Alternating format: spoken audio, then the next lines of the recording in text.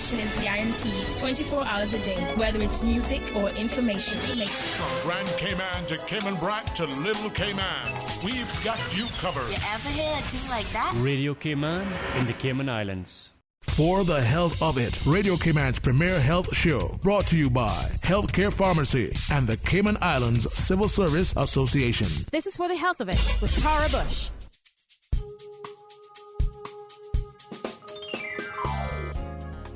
Hello and welcome to For the Health of It. I'm your host, Tara Bush.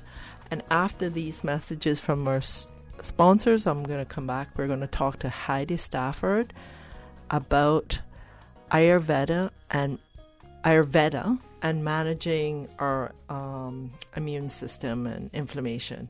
So we'll be right back after these messages. The Cayman Islands Civil Service Association would like to inform their members that the CICSA office, located upstairs the Hospital Road Plaza, is now staffed for your convenience. Office hours are Mondays 10 a.m. to 3 p.m. and Thursdays 1 to 4 p.m. For information and assistance, you can call 946-7330. You can also email cicsa@gov.ky. That's CICSA@gov.ky. CICSA, working hard to promote and protect the interests and welfare of its members. Healthcare Pharmacy's second location in Governor Square on 7 Mile Beach has everything you would expect from a pharmacy and more. You can refill and transfer your prescriptions from your phone or desktop and pick up at either one of our locations in Governor Square or Grand Harbor. And remember, our Governor Square location is right across from Public Beach. Drop in and stock up on sunblock and beach goodies. Monday to Friday, 9 to 6, and Saturdays, 9 to 2. Healthcare Pharmacy. We care about your health. This is For the Health of It with Tara Bush.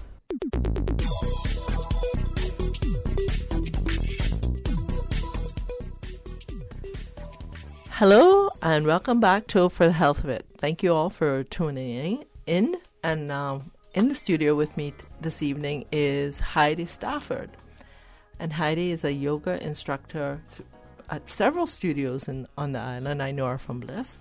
So Heidi, welcome to For the Health of It. Thank you. Thank you for having me on here.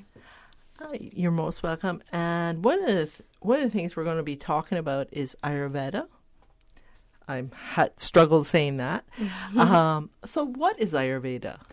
So Ayurveda translates to the study or the science of life. And it's basically more of an ancient medicine system. It's sort of like the way Chinese medicine is thousands of years old. And it's sort of a compilation of different medicines from different regions all put together in one. Ayurveda is more one system, but from India. So Indian medicine, you could think of it as. And the whole idea behind it is to look at life in terms of elements, breaking it down into sort of simpler parts and using that to describe our experiences to connect everything. So they really literally talk about the elements. So earth, water, fire, air, and space, so emptiness, right? And these 5 elements create everything. Everything combines from these elements. So when we look at the elements, we can describe their qualities. Say fire, it's hot and it's drying and it's very light, versus say earth, which is really dense, really heavy, really static. There's no movement. And each of the elements will have certain qualities. And then you can look at the things around you and look at yourself, and you can describe everything based on these qualities and kind of refer back to the elements. Then the question is, why does that even matter? And it's about connecting. It's about noticing how our bodies and ourselves respond to our environments, what's going on around us. Incidentally, really becomes what's happening inside and vice versa. And we can use awareness of ourselves in these terms to kind of structure our days, structure how we're living our lives so that we can feel more connected, more in balance. Basically, it's about refinement and about living, I guess, the most beautifully efficient life that you can. Yeah, I remember when you came in and talked to us about this Ayurveda, I was like, this sounds foolish. But then when we broke it down into Kapha, Pitta, and Vata, I realized I connected with it because I saw the elements and when was the best time to exercise, what were the best foods for me. And that I realized then there had to be something about this that worked, because it really resonated with me. Yeah, and that's something I noticed too when I first got into it. It's quite systematic, so it breaks everything down. You can basically figure out your constitution, which means, your primary elements that make you up. We all have our elements that are stronger versus weaker in others maybe, and we can use that awareness to notice what things will help us to feel more balanced or more aggravated, more... intensely ourselves. So, for example, if you are a person that's a bit more fiery, you're probably going to be a little more on the competitive side, probably more athletic or sharper of mind. Maybe you like to do lots of logical things or be team leader. You might get hangry if you don't eat right on time. Your digestion will be kind of rolling with that. You'll notice these certain qualities. Also, tendency towards under stress or imbalance, tendency towards anger and frustration and being more of a bully, maybe. Now, I happen to be more of a fire type. Dominant nature is fire for sure. Whereas someone who's, say, more watery, they might be much more fluid, more easygoing, like literally go with the flow. And sometimes that's a really great quality to have, and other times it's not as helpful. So when you notice your qualities, you can kind of start to tell when certain environments are going to push you in the direction that you might not want to go, and you can figure out or kind of plan ways to support yourself. So, for example, if you are, say, really fiery and you live in a Caribbean island like this one that's really hot all the time, you want to focus on cooling yourself off so that you're not aggravating that hot quality, and you're not trying to maybe work out, do your intensity in the middle of the day when it's hottest. You might want to do an early morning run or early morning yoga or whatever it is when it's still cool out, and then use the warmer part of the day naturally to just keep yourself cooler. Maybe you have like a nice big salad at lunch that's like cold and crisp and fresh, and that's digestible for you because you have good firepower, that kind of thing. So it's about the system of it and identifying where you fall, and then also identifying kind of where you want to be and getting direction. And it's about realizing that everything is changing all the time. So there's no static. You can't just be like, okay, I am exactly these amounts, kapha, pitta, vata, right? Those are the combinations of elements that make up the doshas, right? The different types, right? And you might think, oh, I'm exactly this and this and that. And then it changes. Something happens in your life and it changes because we are changing all the time. So what we want to be aware of is the fact that balance is dynamic. It's not a static point, and that we're moving basically in circadian rhythm. The whole point is to connect to the cycles of the earth and of the elements and the planets. Everything is affecting us all the time, and we can't ignore it. So if we can plug back into these natural rhythms of, the daylight and the moon cycles and the seasons, we start to really find a good pattern with it. And unfortunately, society, at least nowadays, kind of cuts us off from that. It's so much easier to be unplugged from nature and the nature of things and of our true selves. And I think that's a big reason that we're having this conversation about inflammation and autoimmune conditions, because we're disconnected from who we really are. And as we struggle to kind of figure out why all these symptoms are coming up, all these diseases are rising up, and I think it's pretty obvious what's going on, but I think we need to bring it out into the open and talk about it to get more clear. So, what autoimmune system diseases are we going to talk about tonight that might throw us, as you say, because we're so unplugged? What are some of the main ones that we're going to discuss tonight? I'm going to talk about autoimmune sort of generally speaking, but they're, it's a big umbrella category. So, really good examples of autoimmune. It could be rheumatoid arthritis, which is affecting the joints. It could be ulcerative colitis or irritable bowel disease. It could be Crohn's, which again is to do with your bowels. It's often related to eating allergens like wheat, right? And having a really strong inflammatory response. Hashimoto's and Graves', which both affect your thyroid, diabetes as well.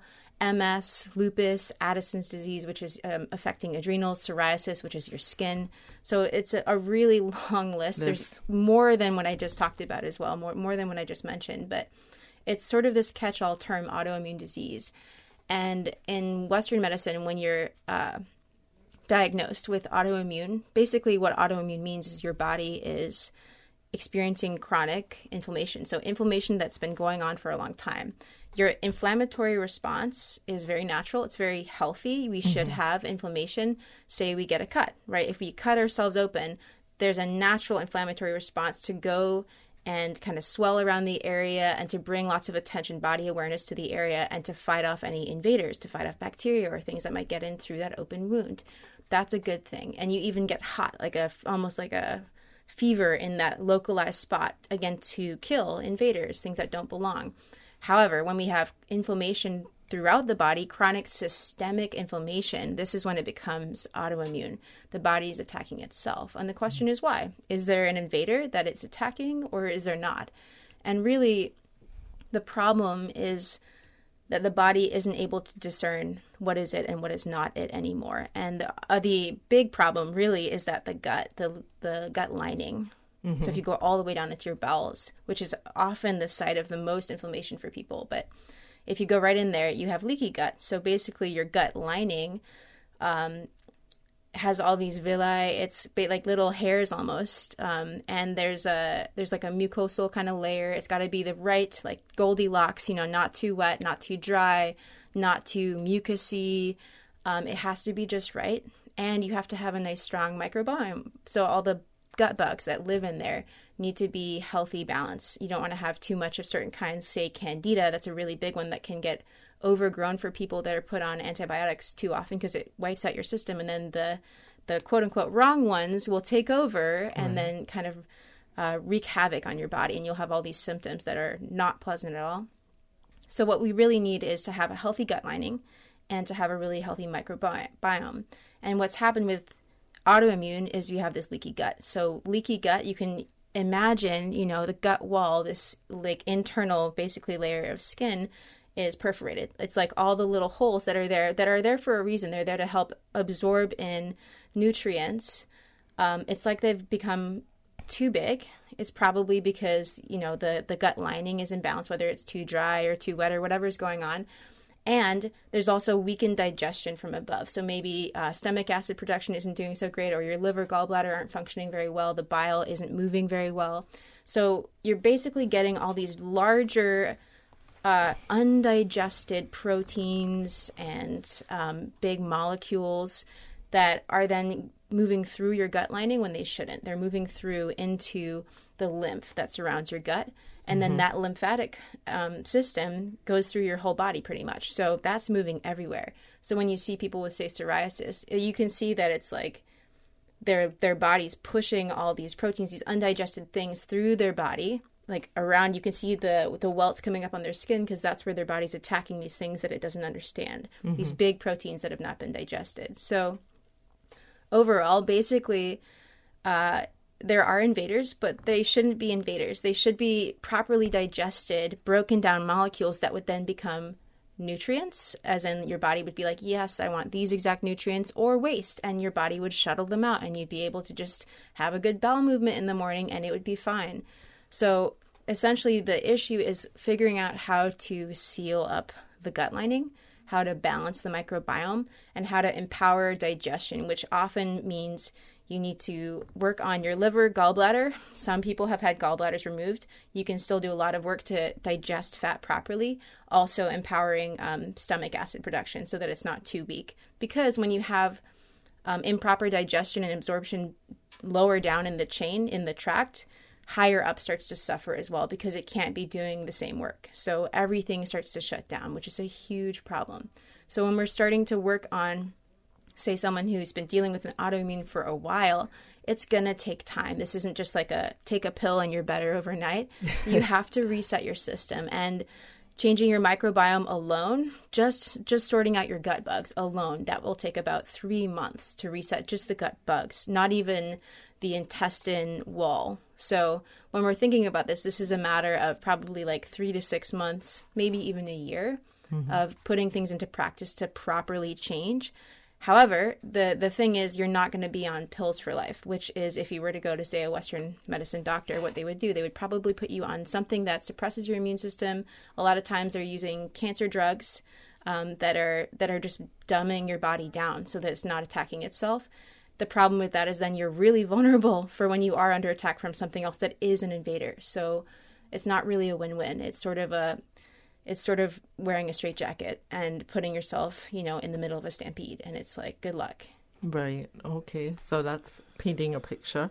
So one of the things with Ayurveda, one of the principles of it is that in Western medicine, it's you are what you eat, but with Ayurveda, it's what you digest. Exactly. So from that principle, and what does someone who has a leaky gut, give me a few symptoms. Just pick one of the manifestations. Yeah. Yeah. So, say with Crohn's disease, right? So Crohn's disease is super specific. Generally, people that have Crohn's will experience a lot of gut pain, like actual pain. Could be a lot of gas as well, like swelling. And oftentimes it's as soon as they eat a particular thing. I think for Crohn's, it's specifically wheat and gluten. Mm-hmm. They'll have really, really powerful reactions.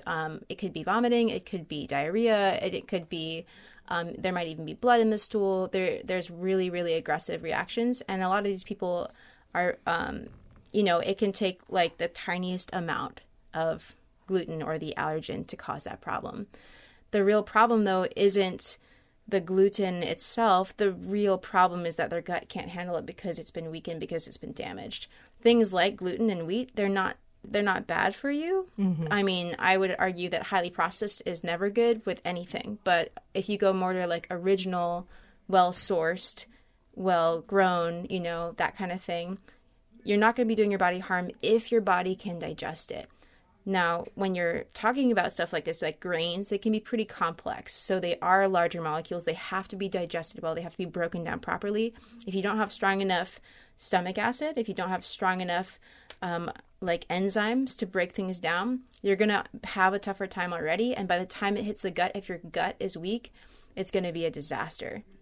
So for other people, they might get very similar responses, the gut pain and everything. And then plus it might be like big welts on the skin. So a couple of the clients I've worked with have had big skin problems where even like their fingers and toes will swell up and they'll feel like they're barely able to move because their body is retaining so much fluid. And that's your lymph. That's your lymphatic system that's totally clogged up. If you imagine the lymph in your gut surrounding your gut lining and all these big things kind of filter through into it, it doesn't know what to do with them. It starts spreading them around and it's just becoming sludgy and slow and clogged. It's not flowing like it should. So that's that kind of water element in your body that isn't able to do what it normally would do really well. So either way, it's the same problem. Your gut needs to be what's dealt with first, what's addressed first.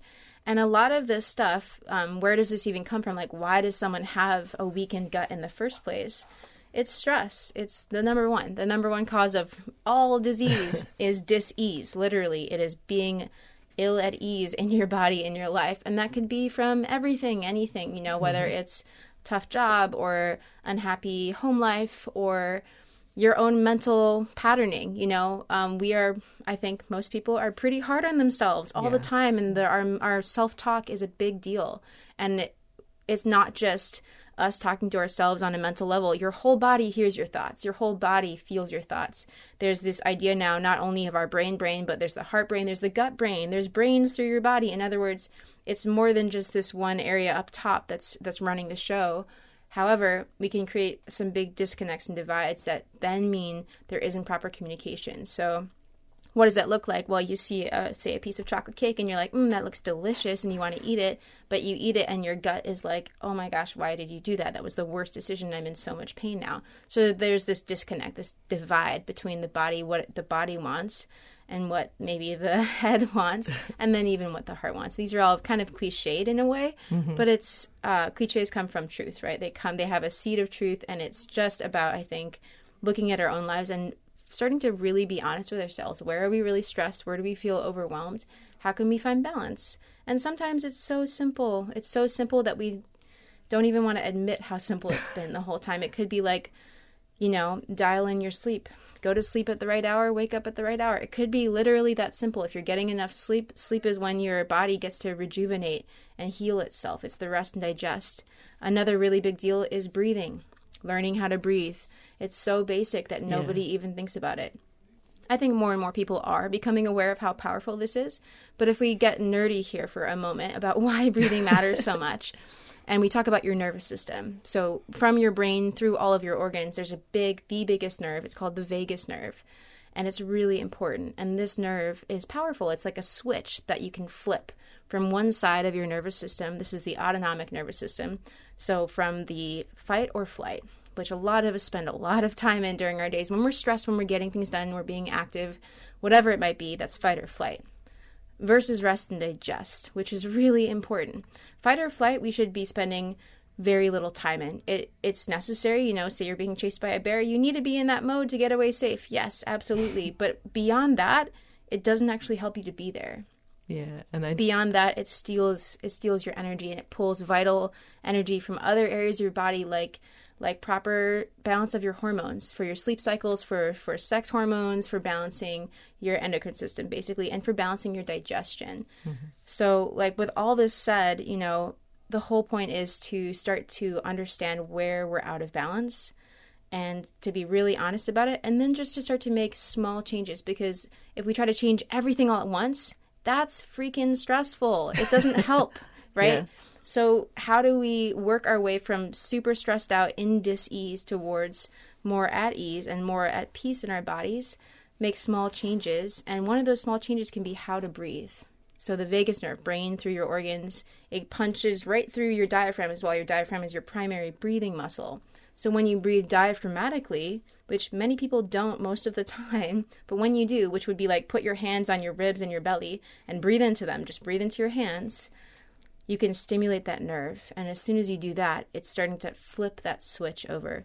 Vagus tone is a big deal for countering inflammation. So you're breathing in through your nose and exhaling through your nose as well. Yes, definitely inhaling through your nose. You can exhale through your mouth, totally fine, but nostril breathing is really, really associated even more with the lower lungs filling, the lower lobes of your lungs. What's really powerful about that too is that as you get lower in your body, you get towards your gut, right? So when you bring more of your breath down and more of your body awareness down, and you use these lower muscles, you're kind of stimulating flow. So belly breathing into your belly during, before, and after a meal really, really helps with digestion. It also helps with eliminating waste. So it's a way to calm your body down and cue attention to these lower parts of the body that a lot of us forget about for most of the day when we're up in our heads doing our jobs, etc. So simple, breathe, and sleep. Those two are like the number one easy changes. They're not even easy, but they're simple. But don't make it hard. Don't try to do it all at once. Just break it down into small things and start to shift so that you're asleep, ideally between 10 p.m. and 5 or 6 a.m. if that works for you, or 9 and 4 or 5 if that works for you, but not so late. The more you get to bed by 10, the better chance you have of clearing your organs at night. That's when it happens. It's the only time it happens. If you're not asleep at night, too bad for you. Same thing with your brain. Your brain is getting literally flushed cerebrospinal fluid, which is your brain lymph, also called lymphatics, that's literally getting flushed at night. So if you're not horizontal and asleep at night, it is not happening. And people wonder why they need 3 cups of coffee to wake up in the morning, why they feel foggy and unfocused and get headaches and stuff like that. Try sleeping better. And it's not always easy. Sometimes there's patterning that needs to take place first. It can be a process, but it's so, so, so important. And it's so simple. It's about getting back to your natural self. One thing that's helped me a lot with sleeping better actually was figuring out to put my phone on airplane mode at night. That really helps, just for a number of reasons, and just toning down all the extra signals that you aren't even fully aware of, but your body is aware of at night, that are always around you. And just getting everything really dark at night helps a lot. Yes. Yeah. So we talked about stress and how does... So I was going to ask you, how does inflammation show up? But I think we've covered a bit of that, or do you want to cover some more? Well, basically inflammation, right? It's going to be hot, it's going to be swelling, tenderness, or pain, basically, in certain areas. And again, it's a good thing when you have a cut, say, but it's not a great thing when it's your body attacking itself for a long period of time, right? Not good. So we only want that kind of response when it's necessary. You know, it's sort of like a huge fire response. And there's only a few times where loads of fire in one area is going to be necessary. You know, it's like lighting a forest on fire almost. And sometimes you want to burn stuff up so that it doesn't burn up randomly. Like they'll do targeted burns, but those are special cases. It's not all the time. So we want to be really aware of how to check in, notice what inflammation looks like, what it feels like, and then how do we counter that. So when we're talking maybe like remedies besides reducing stress, sleeping, breathing deep, the foods that we eat are important. It's really helpful to back away from anything that's processed, that's like refined flours and sugars and stuff like that. You can back away from the common allergens that people might talk about, but really it's going to be watching your body, and then just starting to add in as much as you can real whole foods, focusing on certain enzymes like bromelain and papain, which are in papayas or in pineapples. Foods like that are really, really great. Turmeric or concentrated doses of curcumin, which is the active ingredient in turmeric that we're kind of going for. Really, really powerful. One of my favorite things is bone broth, organic bone broth. If you can make it yourself, do it, but just get bone broth. It's so, so healing for the gut. Same thing with ghee, which is butter that's been clarified. So get the best quality butter, organic, grass-fed, clarify it, or buy the ghee yourself, although it's a lot cheaper to make it yourself. It's also very easy. But take that. That feeds your microbiome. It feeds your gut, and it's really, really soothing as well. It also helps to absorb toxins that are lipophilic, that are getting stuck in your body. So really, really powerful way to help cleanse. One other thing that's really helpful is called Siberian pine nut oil. That anecdotally, I've been told that it can heal gut lining in 3 weeks. So if you're taking something like that, get really high quality stuff. You can literally buy it on Amazon and take like 1 teaspoon 3 times a day, like 20 minutes before your meal, and just see what happens in a few weeks. And that can help to really seal up your gut. It's so important. So things like that, you can use like these little helpful tips. And mostly it's going to be finding routine, finding a stable balance in your life on the daily. The things you do every day are why you feel the way you do. So it's about checking in with your routines and starting to find what works for you. We only have a couple of minutes left, but how does this apply to a diabetic per se? Well, so diabetes is also classified as autoimmune, and it's in large part problematic digestion, right? And that can also be in large part not just a leaky gut, but again, that imbalanced microbiome. So like what foods are you craving? And a lot of what we crave and what we're like reaching for all the time is what bugs are in the gut and the ones that we're feeding all the time. So when we're trying to address diabetes and trying to shift that pattern, we need to start making new choices. And it's like watering flowers or weeds. Like, what are you watering in your garden? If you want to grow flowers, you got to water the flowers. You have to feed the bugs that want what you're going to need to eat that will help you.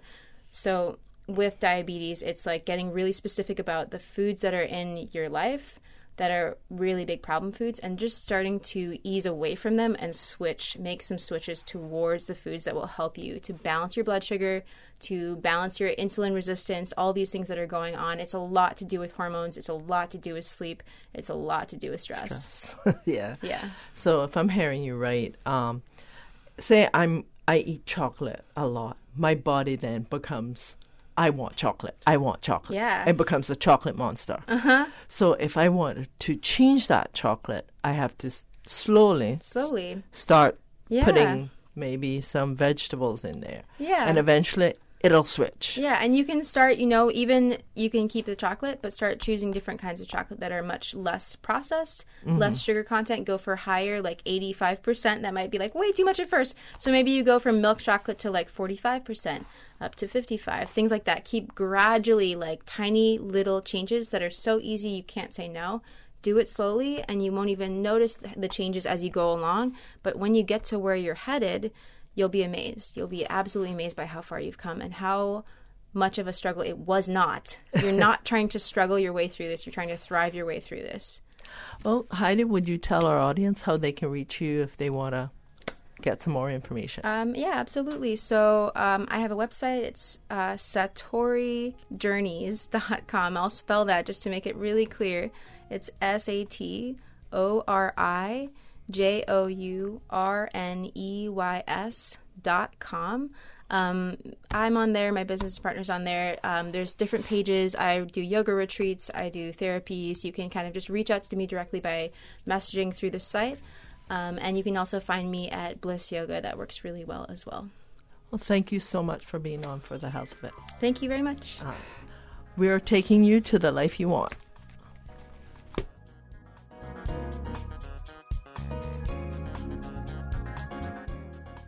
The Cayman Islands Civil Service Association would like to inform their members that the CICSA office, located upstairs the Hospital Road Plaza, is now staffed for your convenience. Office hours are Mondays 10 a.m. to 3 p.m. and Thursdays 1 to 4 p.m. For information and assistance, you can call 946-7330. You can also email cicsa@gov.ky.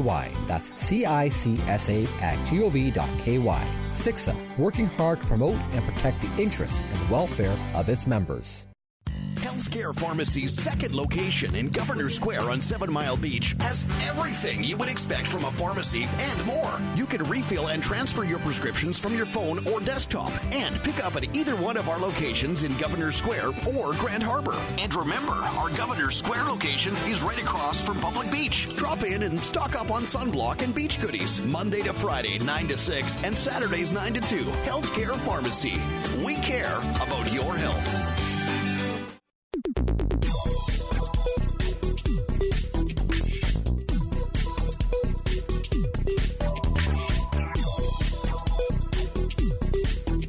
For the Health of It, Radio Cayman's premier health show was brought to you by Healthcare Pharmacy and the Cayman Islands Civil Service Association. This is For the Health of It with Tara Bush. You are listening to Radio Cayman, the voice of the Cayman